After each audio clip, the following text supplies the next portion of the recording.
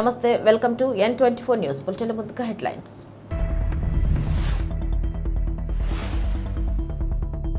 రాష్ట్రం మొత్తం ఎల్బీ నగర్ వైపు చూసే విధంగా అభివృద్ధి ఎల్బీ నగర్ ఎమ్మెల్యే దేవిరెడ్డి సుధీర్ రెడ్డి. కుల మతాల మధ్య చిచ్చు పెడుతున్న BJP LB Nagar MLA Devireddy Sudheer Reddy.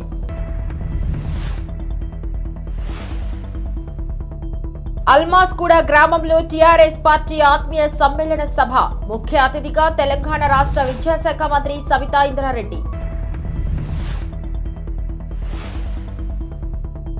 2023-24 budget రూపకల్పన చేస్తూ మేయర్ చిగురింత పారిజాత నరసింహారెడ్డి ఆధ్వర్యంలో బడ్జెట్ సమావేశం. రాష్ట్రం మొత్తం ఎల్బీ నగర్ వైపు చూసే విధంగా అభివృద్ధిలో ఎల్బీ నగర్ నియోజకవర్గ రూపురేఖలను మారుస్తున్నామని ఎల్బీ నగర్ ఎమ్మెల్యే దేవిరెడ్డి సుధీర్ రెడ్డి అన్నారు. బీఆర్ఎస్ పార్టీ ఎల్బీ నగర్ నియోజకవర్గం హయాత్ నగర్ డివిజన్ ఆత్మీయ సమ్మేళన కార్యక్రమాన్ని శనివారం హయాత్ నగర్ లో నిర్వహించారు. ఈ కార్యక్రమానికి ముఖ్య అతిథిగా ఎమ్మెల్యే సుధీర్ రెడ్డి హాజరై మాట్లాడారు. తెలంగాణలోని ఏ నియోజకవర్గంలో జరగని అభివృద్ధిని ఎల్బీ నగర్ నియోజకవర్గంలో చేసి చూపిస్తున్నామని, మిగతా నియోజకవర్గ ప్రజలంతా ఎల్బీ నగర్ వైపు చూస్తున్నారని పేర్కొన్నారు. ముఖ్యమంత్రి కేసీఆర్, కేటీఆర్ చొరవతో ఎల్బీ నగర్ నియోజకవర్గాన్ని అన్ని రంగాల్లో తీర్చిదిద్దుతున్నామని పేర్కొన్నారు. నియోజకవర్గంలో ఫ్లైఓవర్లు, అధునాతన బస్సు టెర్మినల్స్, డ్రైనేజీ వ్యవస్థ, తాగునీటి సౌకర్యం, పార్కులను నిర్మించి ఆదర్శంగా నిలిచామని తెలిపారు. బీఆర్ఎస్ ప్రభుత్వం చేస్తున్న అభివృద్ధి సంక్షేమాన్ని బీజేపీ పార్టీ దుష్ప్రచారం చేస్తుందని మండిపడ్డారు. అభివృద్ధి చేసే వారిని ప్రోత్సహించకుండా అభివృద్ధి చేసే వారిపై విమర్శలు చేయటం ఏమిటని ఆయన ప్రశ్నించారు. దేశ సంపదను అంబానీ, ఆదానీలకు దోచిపెట్టేందుకు కేంద్ర సర్కారు పనిచేస్తుందని ఆయన దుయ్యబట్టారు. రాబోయే ఎన్నికల్లో రాష్ట్రంలో మరోసారి కేసీఆర్ నాయకత్వంలో పార్టీ అధికార పగ్గాలు చేపట్టడం ఖాయమని ఆయన ధీమా వ్యక్తం చేశారు. బీఆర్ఎస్ పార్టీ కార్యకర్తల ఆత్మీయ సమావేశము హయత్ నగర్ డివిజన్లో జరిగింది. బీఆర్ఎస్ పార్టీ కార్యకర్తలందరూ కూడా పెద్ద ఎత్తున ఈ సమావేశాన్ని అందరూ కూడా కలిసికట్టుగా సంయుక్తంగా నిర్వహించి 100%గా సక్సెస్ చేశారు. ఇదే స్ఫూర్తితో రాబోయే రోజుల్లో ఎన్నికలకు ఖచ్చితంగా ఎల్బీ నగర్ గడ్డ మీద బీఆర్ఎస్ పార్టీ జెండా ఎగిరేది ఖాయం. అలాగే తెలంగాణ రాష్ట్రంలో 3వసారి హ్యాట్రిక్ కొట్టి ముఖ్యమంత్రి గారు కేసీఆర్ గారు కూడా ముఖ్యమంత్రి అయ్యేది ఖాయం అని చెప్పేసి కూడా ఈ సందర్భంగా మనవి చేసుకుంటూ, ఏమైనా చిన్న చిన్న మనస్పర్ధలు ఉంటే అందరూ కూడా కూర్చొని సర్దుబాటు చేసుకోవాలని చెప్పే ఉద్దేశంతో అందరూ కూడా ముందుకు కలుపుతున్నందుకు ప్రత్యేకంగా బీఆర్ఎస్ పార్టీ కార్యకర్తలు ప్రతి ఒక్కరికి కూడా ఈ పేరున ధన్యవాదాలు తెలుపుకుంటూ సెలవు తీసుకుంటాం.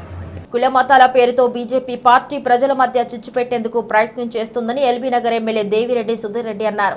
బీఆర్ఎస్ పార్టీ మన్సూరాబాద్ డివిజన్ ఆత్మీయ సమ్మేళన కార్యక్రమాన్ని ఆదివారం మన్సూరాబాద్ లో నిర్వహించారు.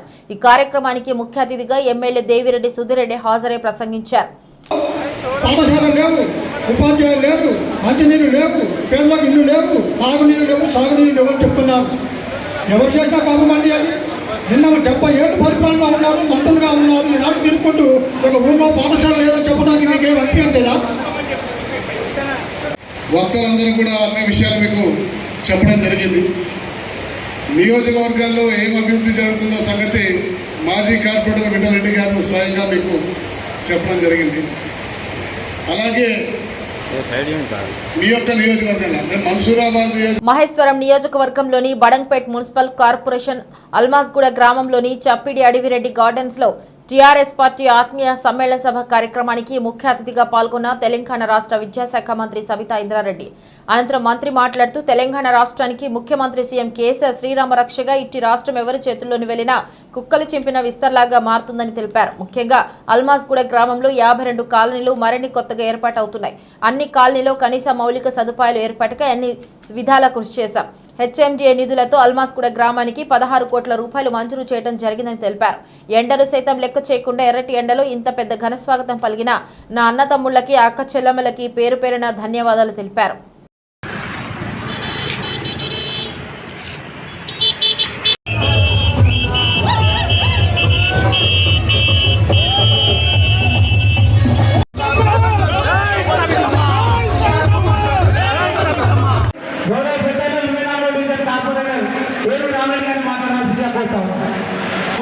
ఏర్పాటు చేసినటువంటి ఆత్మీయ సమ్మేళనకు జిల్లా కాలనీ చూసినటువంటి కాలనీ ప్రజలకు, అదేవిధంగా మహిళా సోదరులకి, అదేవిధంగా టీఆర్ఎస్ అధ్యక్షులు రామరెడ్డి గారికి, అదేవిధంగా సంరెడ్డి వెంకరెడ్డి గారికి, అదేవిధంగా కార్యక్రమాలు మాట్లాడుతున్న సందర్భంలో అభివృద్ధి ఏంటి, ఏం జరిగింది అనేది నేను చెప్పేదానికన్నా ఇక్కడ ఉన్న వాళ్ళు మీరే బాగా చెప్పగలుగుతారు.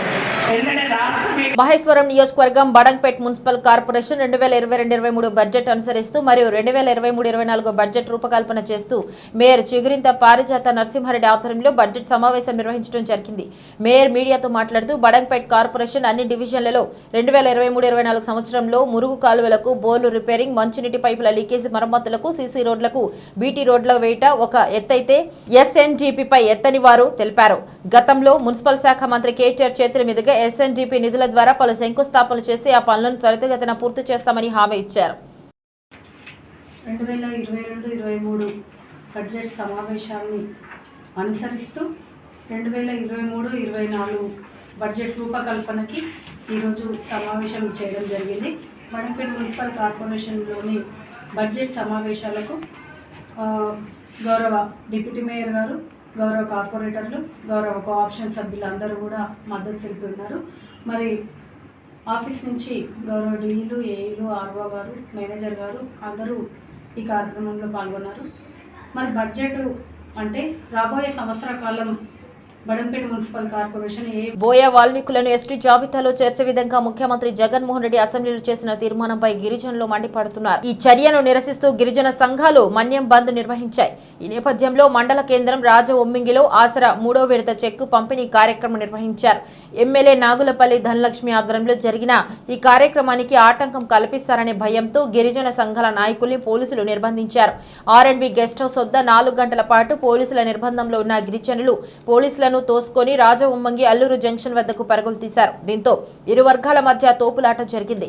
గిరిజన సంఘ నాయకుడు సింగిరెడ్డి అచ్చారావు మీడియాతో మాట్లాడుతూ రాజవొమ్మంగి జిల్లా ఉన్నత పాఠశాల వద్ద వైసీపీ ఎమ్మెల్యే ఆధ్వర్యంలో జరిగిన 3వ విడత ఆసరా కార్యక్రమం జరగనుంది. ఈ కార్యక్రమానికి గిరిజన మహిళా సంఘాలు పెద్ద ఎత్తున హాజరయ్యారు. గిరిజన సంఘాలు ఆసరా కార్యక్రమాన్ని ఎక్కడ గిరిజనులు భంగం కలిగిస్తారని, ఎమ్మెల్యే నిలదీస్తారని గిరిజనులు పోలీసులు నిర్బంధించారని గిరిజనులు వాపోయారు.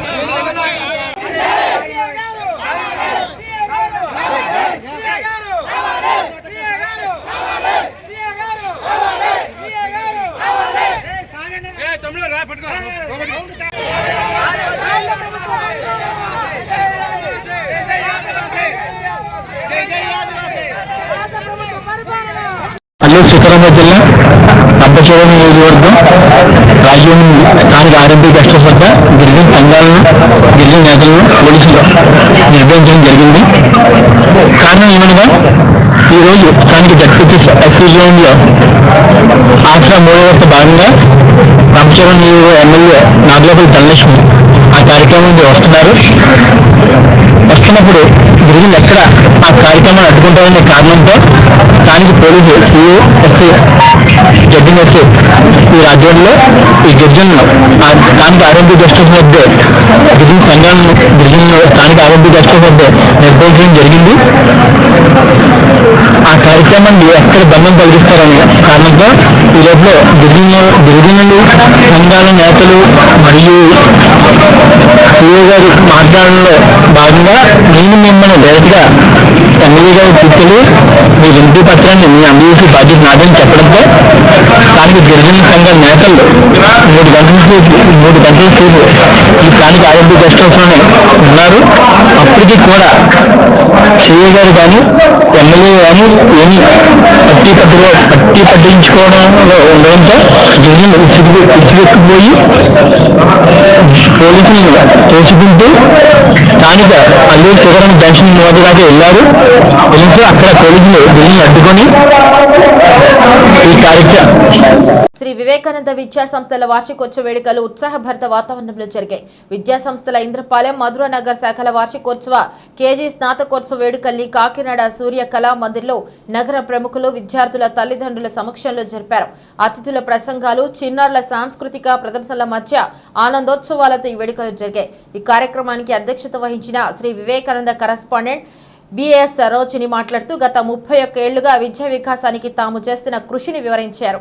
అంతర్జాతీయ ప్రమాణాలతో సామాన్యులకు సైతం అత్యాధునిక విద్యను అందించడమే తమ విద్యా సంస్థల లక్ష్యంగా చెప్పారు. విద్యార్థుల్ని విద్యతో పాటు అన్ని రంగాల్లో తీర్చిదిద్దుతున్నామన్నారు. విద్యార్థుల్ని మరింత ఉన్నతంగా తీర్చిదిద్దేందుకు వచ్చే విద్యా సంవత్సరం నుండి computer, speed and mental maths club, English language క్లబ్లను తమ విద్యా సంస్థలో ప్రారంభిస్తున్నట్లు చెప్పారు.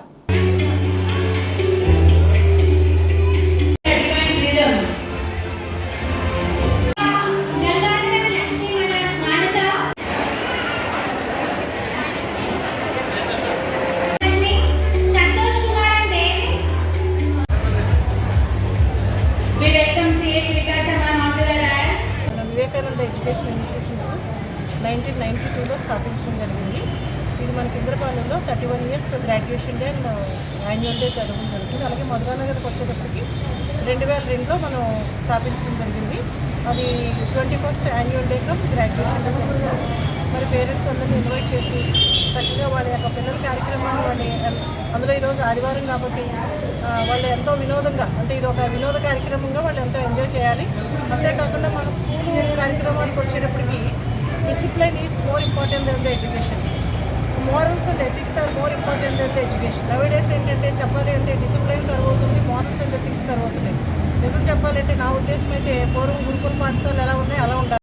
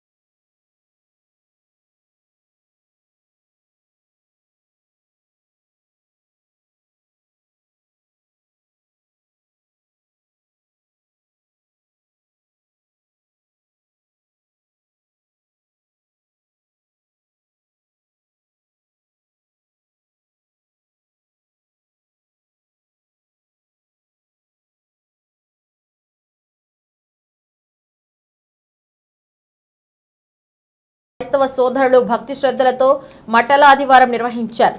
ఈత కొమ్ముల చేత పట్టుకుని యేసుక్రీస్తుని ఆరాధిస్తూ నగరపుర వీధులలో ఊరేగారు. రామారావుపేటలోని సెయింట్ జోన్స్ లూథరన్ చర్చికి చెందిన పెద్ద సంఘస్థులతో church pastor Ashok Kumar, chairman David Samuel ఆధ్వర్యంలో భారీ ర్యాలీ నిర్వహించారు.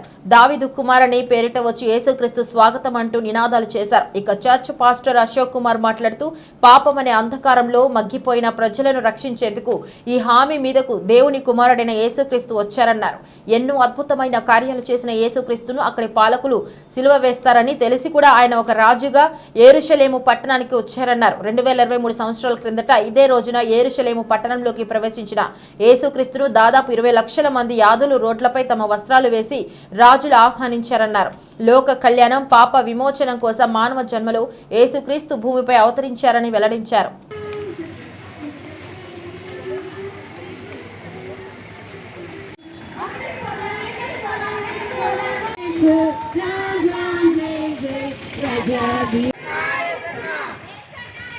వచ్చానన్నటువంటి సత్యాన్ని మరొకసారి తెలియజేయడానికి నేను దేవుని కుమారునికి మహిమ కలుగున కాక అనే నినాదాలు చేసుకుంటూ ఆయన ఆహ్వానించారు. ఈ రోజున ప్రభువైన యేసుక్రీస్తుని ఆహ్వానించిన వారందరూ రక్షించబడ్డారు. మేము కూడా ఈ రోజున కాకినాడ పట్టణంలో ఆ యేసుక్రీస్తుని పరిచయం చేస్తూ ఆ యేసుక్రీస్తు నమ్మిన వారందరూ కూడా రక్షణ భాగ్యాన్ని పొందుకునే ఉద్దేశంతో ఈ జయప్రవేశం యొక్క మహోన్నతమైన ఘట్టాన్ని తలుచుకుంటూ మేమందరం కూడా దీన్ని కొనసాగిస్తున్నాం. దేవుడు మిమ్మలను మీ కుటుంబాలను దీవించి ఆస్వాదించుగాక. ఆమేన్.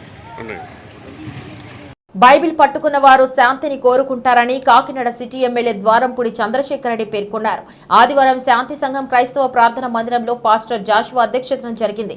ఈ కార్యక్రమానికి ఆయన ముఖ్య అతిథిగా పాల్గొన్నారు. ఎమ్మెల్యేను పాస్టర్ జాషువా పూలమాల వేసి సాల్వాతో సత్కరించారు. ఈ సందర్భంగా ఎమ్మెల్యే మాట్లాడుతూ పాస్టర్ రాజారావు సేవలు కొనియాడారు. రాజారావు అనారోగ్యానికి గురైనప్పుడు వారి కుటుంబ సభ్యులకు అధిక ఖర్చు కావడంతో ముఖ్యమంత్రి జగన్మోహన్ రెడ్డితో మాట్లాడి సీఎం సహాయ నిధి నుండి 10 లక్షల రూపాయల ఆర్థిక సహాయాన్ని అందించామన్నారు. వారి కుటుంబానికి తాను ఎప్పుడు అండగా ఉంటానని పేర్కొన్నారు. ఈ కార్యక్రమంలో వైసీపీ నాయకులు సుజాత, సాయి, విద్యాసాగర్ తదితరులు పాల్గొన్నారు. చాలా సంతోషం. మాకు చెప్తారు, మీరు గౌరవం చూపిస్తున్నారు. నేను కూడా మీ వరకు వైఎస్ఆర్ కాంగ్రెస్ పార్టీ వరకు మీరు కర్మంలో చాలా మంచి పనులు చేస్తున్నారు. మాకు తెలుసు, మేము చూస్తున్నా, ప్రార్థన చేస్తున్నా. మా వద్దుగా మేము ఎప్పుడు కూడా ప్రార్థన చేస్తూ ఉంటాం. ఏ క్రిస్టియన్ మీటింగ్ అయినా సార్ గారు చాలా చక్కగా వచ్చి ప్రార్థన చేయించుకొని దేవుడు మాటలు చెప్పి క్రైస్తవ బిడ్డలందరికీ కూడా వందనాలండి. ఈరోజు మరొకసారి చర్చికి రావటం వేరే వేరే కారణాల వల్ల నేను చర్చికి రావడం జరిగింది. నాకు ప్రార్థన చేయమని, ఎలక్షన్ గెలిపించమని, రాజారావు గారి పెద్దలకు ఆశీస్సులు ఉండాలని చాలా సందర్భాల్లో ఈ చర్చికి రావడం. పెద్ద ఆయన, వయసులో పెద్ద అయినా చాలా ఆప్యాయంగా నాతో ఉండేవారు. ఏ మీటింగ్లు పెట్టినా నాకు చాలా సపోర్టివ్గా ఉండేవారు. ఎలక్షన్ టైంలో కూడా నేను ఒకవేళ పొరపాటు చర్చకి రాకపోతే ఫోన్ చేసి మా చర్చి రండి, ఈరోజు అందరూ కూడా వస్తారు, అందరూ కూడా నేను ప్రార్థన చేస్తానని చెప్పి నన్ను బలపరిచినటువంటి వ్యక్తి రాజారావు. ఇప్పుడు రాజారావు గారు ఆరోగ్యం బాగోలేనప్పుడు వాళ్ళ అబ్బాయి జాషువా గారు నా దగ్గర వచ్చినప్పుడు అయ్యో చాలా బాధపడ్డారు. వయసులో పెద్దవాడు, క్రిస్టియన్ కమ్యూనిటీలో ముందు నుంచి కూడా ఒక మంచి సేవకునిగా పేరు తెచ్చిన వ్యక్తి శ్రీ రాజారావు గారు. ఇమీడియట్గా హాస్పిటల్కి వెళ్ళడం, డాక్టర్లు చెప్పడం, కానీ వయసు రీత్యా ఒక సర్జరీ జరిగింది. 82 సంవత్సరాలు రికవరీ కొంచెం కష్టం, బ్రెయిన్ చేస్తాయి. ఆ రోజు డాక్టర్ చెప్పారు కొంచెం ఇబ్బంది అని చెప్తే నేను కూడా జాషువా గారి ధైర్యం చెప్పాను, కంగారు పడకండి, అందరూ ఉన్నాం, జగన్ నడపండి.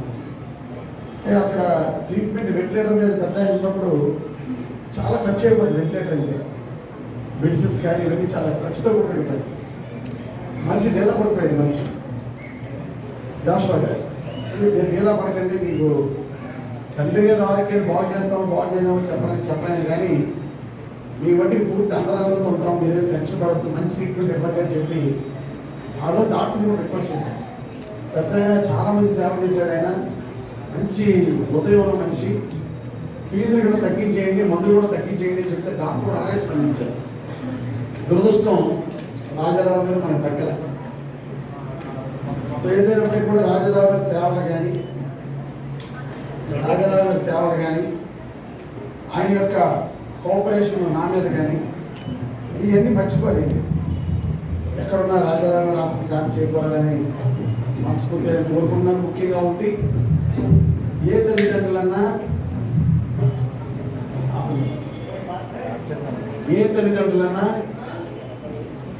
చనిపోయే సమయాల్లో మనం కోరుకునే దేవుడు ఏమిటి అంటే, మనం చనిపోయే సమయానికి మన పిల్లలు, మన కుటుంబ సభ్యులు ఎలా ఉన్నారంటే మనం కోరుకుంటాం.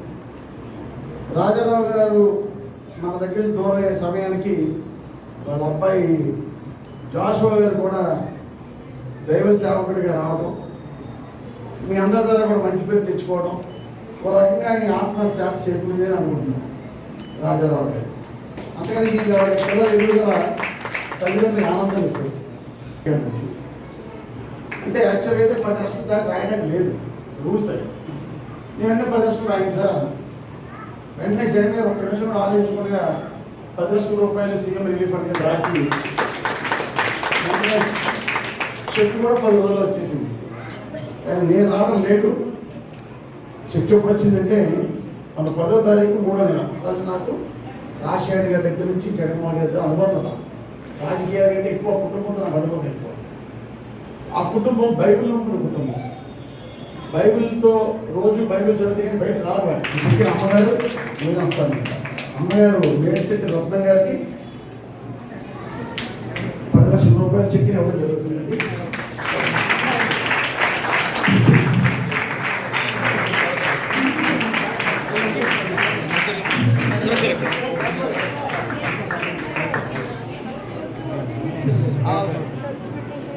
క్షత్రియ పరిషత్ అభివృద్ధికి ప్రతి ఒక్కరూ కృషి చేయాలని ఎమ్మెల్యే ముదునూరి ప్రసాద్ రాజు, చైతన్య విద్యాసంస్థల అధినేత చైతన్యరాజు, పద్మశ్రీ చింతలపాటి వెంకటపతిరాజు పేర్కొన్నారు. క్షత్రియ పరిషత్ కళ్యాణ మండపంలో క్షత్రియ పరిషత్ నూతన కార్యవర్గం ప్రమాణ స్వీకారం చేశారు. ఈ సందర్భంగా వారు మాట్లాడుతూ సమాజ సేవలో క్షత్రియులు ముందు ఉంటారన్నారు.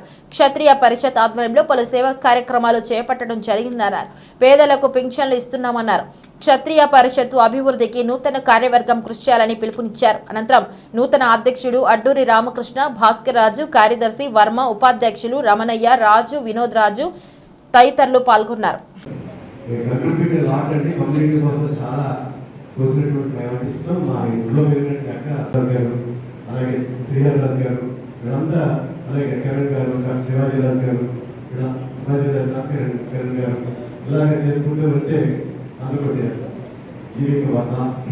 అందరూ వీళ్ళందరూ కూడా ప్రసాద్ ఎక్కడ ఉన్నారు, ఎమ్మెల్యే గారు కూడా ప్రసాద్ రాజు గారు ఆయన కూడా చక్కగా చేశారు. అలాగే మరి యువరాజు రమణ చేస్తున్నారు. Extremely happy. మన పెద్దలు కృష్ణరాజు గారు కొంచెం ఆరోగ్యం బాగుంటారు. లాస్ట్ మీటింగ్ వచ్చారు మనకి. Extremely happy. క్షత్రియ మేము కూడా చాలా గర్వపడుతున్నాం.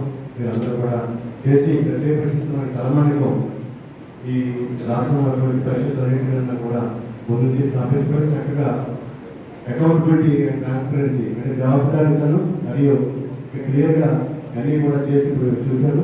ఇప్పుడు చెప్తారు ఎక్కువ మంది స్థానంలో ఫండ్స్ అనేది కూడా వాళ్ళ డిపాజిట్ కూడా వేసుకుని దాని వడ్డీ మీద చేయడానికి కూడా సంకల్పం చాలా మంచిది.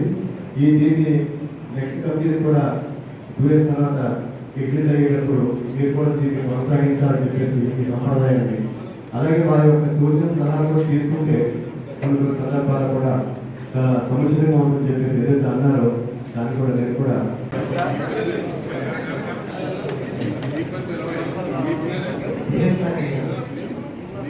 ఇప్పుడు మనం క్షత్రియ పరిషత్ పూర్వం ఎకరం 1,00,000 రూపాయలు ఉన్న రోజుల్లో ఎకరం 10,000 రూపాయలు 100 రూపాయల నుంచి ఎంతో డివి గారి గారు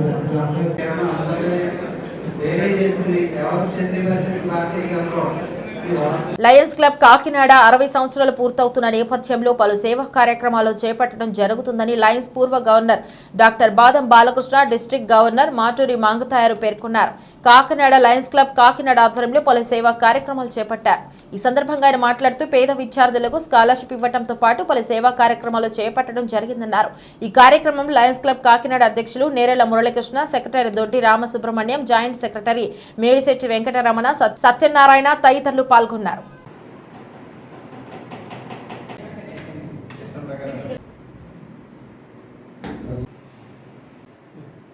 లయన్స్ క్లబ్ కాకినాడ వారు ఈరోజు జిల్లా గవర్నర్ గారి అధికార పర్యటనకి నన్ను ఆహ్వానించినందుకు వారికి ముందుగా అభినందనలు తెలియజేస్తూ, కాకినాడ క్లబ్ వారిది చాలా senior most club in our district. ఎన్నో సేవా కార్యక్రమాలు, పెర్మనెంట్ ప్రాజెక్ట్స్, పెర్మనెంట్ బిల్డింగ్ ఉన్న క్లబ్ ఇది. వచ్చే సంవత్సరానికి 60 సంవత్సరాలు పూర్తయి డైమండ్ జూబ్లీ సెలబ్రేషన్స్ కూడా చేసుకోబోతున్న క్లబ్కి అఫీషియల్స్కి రావడం అన్నది చాలా చాలా మంచి విషయం. ఏ గవర్నర్కైనా కూడా అదొక మంచి ఆపర్చునిటీ. అదే సందర్భంగా మీరు ఈరోజు ఎన్నో సేవా కార్యక్రమాలు ప్లాన్ చేశారు. ముఖ్యంగా ఈ వాల్ ఆఫ్ సర్వీస్ కూడా మీరు ఈరోజు నాతో నిర్వహింపజేశారు. అలాగే స్పెక్టికల్ బ్యాంక్స్ కానివ్వండి, ఇంకా అనేక సేవా కార్యక్రమాలు మీరు ప్రతినిత్యం చేస్తూ ఉంటారు.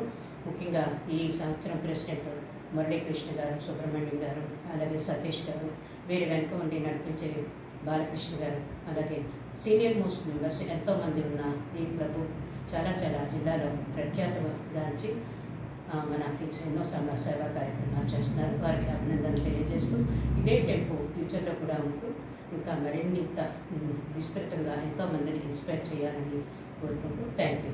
ఇవి బులెటిన్ అప్డేట్స్. మరొక బులెటిన్లో మళ్ళీ కలుసుకుందాం. అంతవరకు సెలవు. నమస్కారం.